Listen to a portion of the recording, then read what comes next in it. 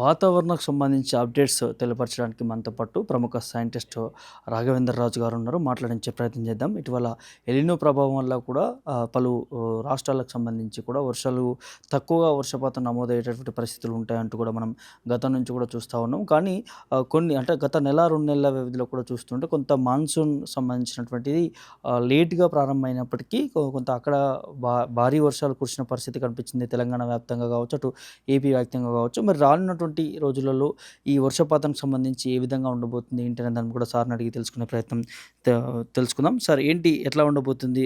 రానున్నటువంటి 2, 3 రోజులకు సంబంధించి వర్షపాతం ఏ విధంగా ఉంది? రాను 2, 3 రోజుల్లో చూసినట్టయితే మనకి ముఖ్యంగా తేలికపాటి నుంచి మోస్తరు వర్షాలే మనకి తెలంగాణ వ్యాప్తంగా కురిసే అవకాశం ఉన్నాయండి. ముఖ్యంగా ఈ ఉత్తర జిల్లాల్లోనే మనకి అక్కడక్కడ ఉరుములు, మెరుపులతో కూడిన వర్షపాతం కూడా నమోదయ్యే అవకాశాలు ఎక్కువగా ఉన్నాయండి.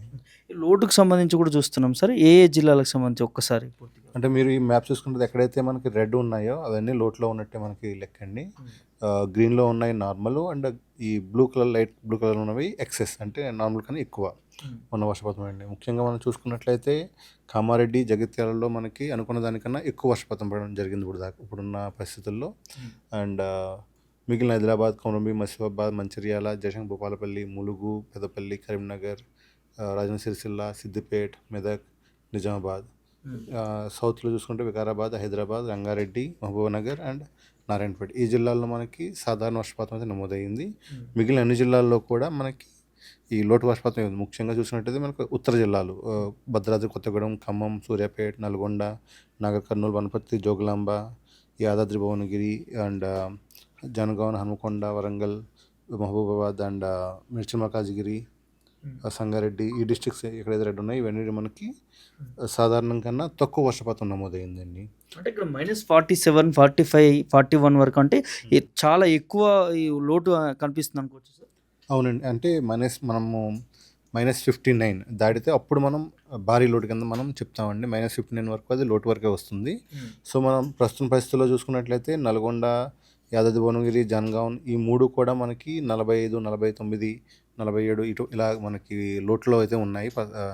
సో రాబోయే 3, 4 రోజుల్లో కూడా వర్షపాతం తక్కువ ఉండడం వల్ల ఇవి కొంచెం భారీ లోటుకు వెళ్ళే అవకాశాలు అయితే ఉంటాయండి. ఇప్పటివరకు ఏ జిల్లాలో ఎక్కువ వర్షపాతం కురిసింది సార్ దానికి సంబంధించి? ముఖ్యంగా మనకి చూసుకున్నట్టయితే జగిత్యాల అండ్ కామారెడ్డి, ఇక్కడ మనకి సాధారణం కన్నా కొంచెం ఎక్కువ వర్షపాతం అయితే నమోదవడం జరిగిందండి. రానున్నటువంటి 2, 3 రోజులు ఎట్లా ఉండవచ్చు? ఏమైనా మార్పులు, చేర్పులు జరిగే అవకాశం ఉందా? అంటే పెద్దగా అయితే ఏముండదు. మనం భారీ వర్షాలు అయితే ఎక్కడ ఎక్స్పెక్ట్ చేయట్లేదండి. ప్రస్తుతం ఉన్న వాయుగుండం ఏదైతే ఉందో అది కూడా మనకి జార్ఖండ్ పైన ఉంది. సో దానివల్ల మనకి తెలంగాణ మీద ప్రభావం అయితే ఉండదు. సో దీన్ని బట్టి మనం చూసుకున్నట్లయితే మనకి తెలంగాణ వ్యాప్తంగా అక్కడక్కడ చెదురుమదురు జల్లులే తప్పించి భారీ వర్షాలు నమోదే అవకాశాలు అయితే లేవండి. అంటే గత సంవత్సరంతో పోలిస్తే ఈ సంవత్సరం ఏ విధంగా ఉందనుకోవచ్చు సార్? అంటే లోటుగానే ఉందని చెప్పుకోవచ్చా? అంటే ఎలినో ప్రభావం ఉన్నటువంటి నేపథ్యంలో కూడా? గతంతో పోల్చుకుంటే మనం ఖచ్చితంగా లోటులో ఉన్నామండి. గతం మనం లాస్ట్ ఇయర్ చూసుకున్నట్లయితే అంటే తెలంగాణ వాజ్ ఇన్ ఎక్సెస్ ఈ టైంలో, ఆగస్ట్ ఆ టైంలో అండి. ఎందుకంటే మనకి 2, 3 అత్యంత భారీ వర్షాలు కురిసినాయి, especially Kamareddy and Mulugu and హైదరాబాద్లో కొన్ని చోట్ల. సో అప్పుడు పరిస్థితులు వేరేగా ఉన్నాయండి. బట్ ఇప్పుడున్న పరిస్థితులు అయితే ఎక్కడ మనకి అత్యంత భారీ వర్షాలు ఇప్పుడు వచ్చి ఎక్కడ మనకు నమోదలేదు. అతి భారీ వర్షాలు కూడా ఓన్లీ మనకి జగిత్యాల, కొమరంభీం, మంచిర్యాల ఈ జిల్లాలోనే ఎక్కువ ఉంది. దాని తర్వాత 1, 2 చోట్ల జయశంకర్ భూపాలపల్లి అంతే. మిగతా ఎక్కడ కూడా మనకి అతి భారీ వర్షాలు లేవండి. ఓన్లీ భారీ వర్షాలే మనకి ఎక్కువ ఈ నార్త్ బెల్ట్ ఎక్కడ కురవడం వల్ల అక్కడే మనకి కొంచెం ఈ సాధారణ కన్నా ఎక్కువ మనకి ఇక్కడ నిర్మల్ పక్కన పెడితే మిగతా అన్ని జిల్లాల్లో కూడా మనకి సాధారణ ఎక్కువ వర్షపాతం నమోదైంది ఇప్పుడు దాకా. జనరల్‌గా చూస్తుంటే సార్ మార్పులు అంటే ఒక్కసారిగా ఉక్కపోత ఉండడం, డ్రైగా ఉండడం, సాయంత్రం సమయానికి మళ్ళీ జల్లులుగా వర్షాలు పడడం, ముఖ్యంగా హైదరాబాద్ ప్రాంతంలో కూడా మనం చూస్తా ఉన్నాం. సో దీనికి గల కారణాలు ఏమనుకోవచ్చు? అంటే మెయిన్ మాన్సూన్ యాక్టివిటీ అండి. మాన్సూన్ యాక్టివిటీలో మనకి ఏంటంటే తేమతో కూడిన గాలులు మనకి పశ్చిమ తీరం నుంచి వస్తాయండి. సో ఎప్పుడైతే ఈ గాలులు తెలంగాణ వైపు వచ్చినాయో మనకి ఇప్పుడు ఎటువంటి వెదర్ సిస్టమ్స్ లేనందువలన ఎక్కువ హీటింగ్ అనేది మనకి ఎక్కువ హీటింగ్ అనేది మనం తీసుకుంటున్నాం ఇక్కడ.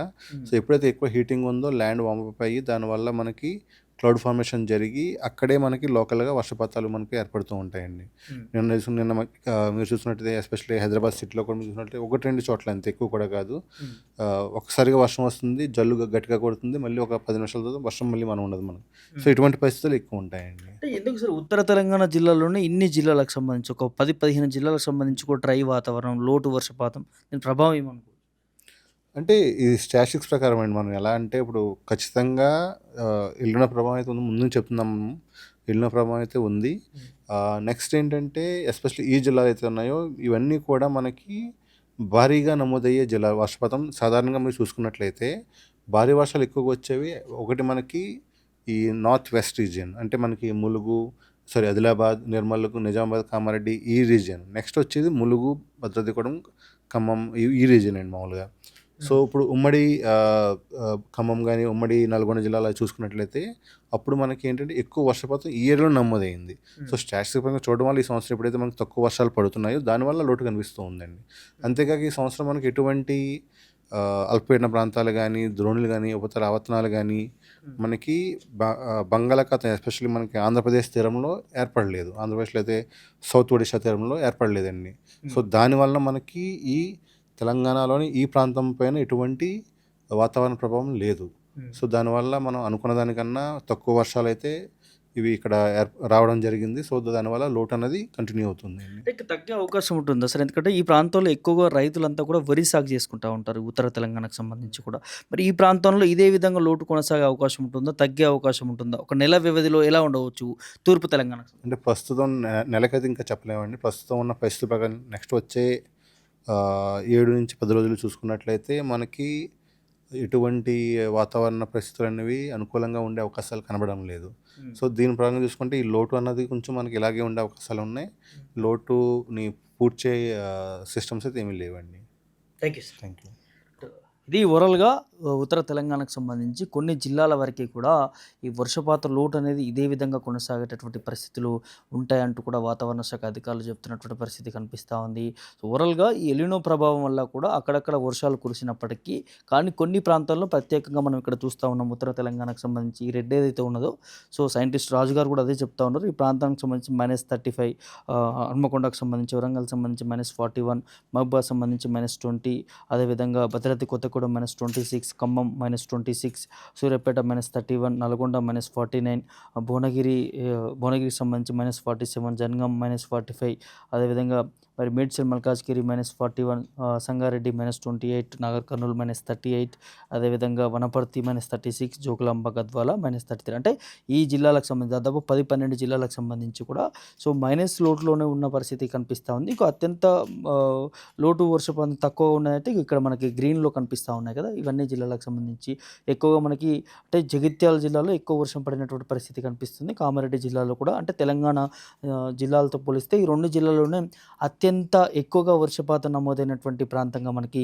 కనిపిస్తూ ఉంది. మిగతా ఈ జిల్లాలన్నీ కూడా డ్రై ఉండేటటువంటి పరిస్థితులు కనిపిస్తూ ఉన్నాయి. సో ఖచ్చితంగా ఉత్తర తెలంగాణకి కొద్దిగా వర్షపాతం తక్కువ ఉన్నటువంటి పరిస్థితులు కనిపిస్తూ ఉన్నాయి. కాబట్టి రైతులు ఇప్పటికే వాతావరణ శాఖ నుంచి కావచ్చు, ప్రభుత్వం నుంచి కావచ్చు ఈ నీరు ద్వారా పండించేటటువంటి పంటలు వరి కావచ్చు, పత్తి కావచ్చు, మిగతా అవన్నీ కూడా తక్కువ సాగు చేసుకుంటే మంచిది అంటూ కూడా ముందు నుంచే వాతావరణ శాఖ అధికారులు చెప్తున్నటువంటి పరిస్థితులు కనిపిస్తూ ఉన్నాయి. ఈ సమయంలోనే ఇంత డ్రై ఉంటే పరిస్థితి ఈ ఉత్తర తెలంగాణకు సంబంధించి ప్రాంతంలో ఇంకా రానున్నటువంటి పరిస్థితుల్లో కూడా ఇదే విధంగా వర్షపాత లోటు నమోదయ్యేటటువంటి పరిస్థితులు ఉంటాయి. వర్షాలు ఉండలేనటువంటి సిచ్యువేషన్లు ఉంటాయి కాబట్టి, పడని సిచ్యువేషన్లు ఉంటాయి కాబట్టి రైతులందరూ కూడా ఇప్పటికే అప్రమత్తం కావాల్సినటువంటి అవసరం ఉంటుంది.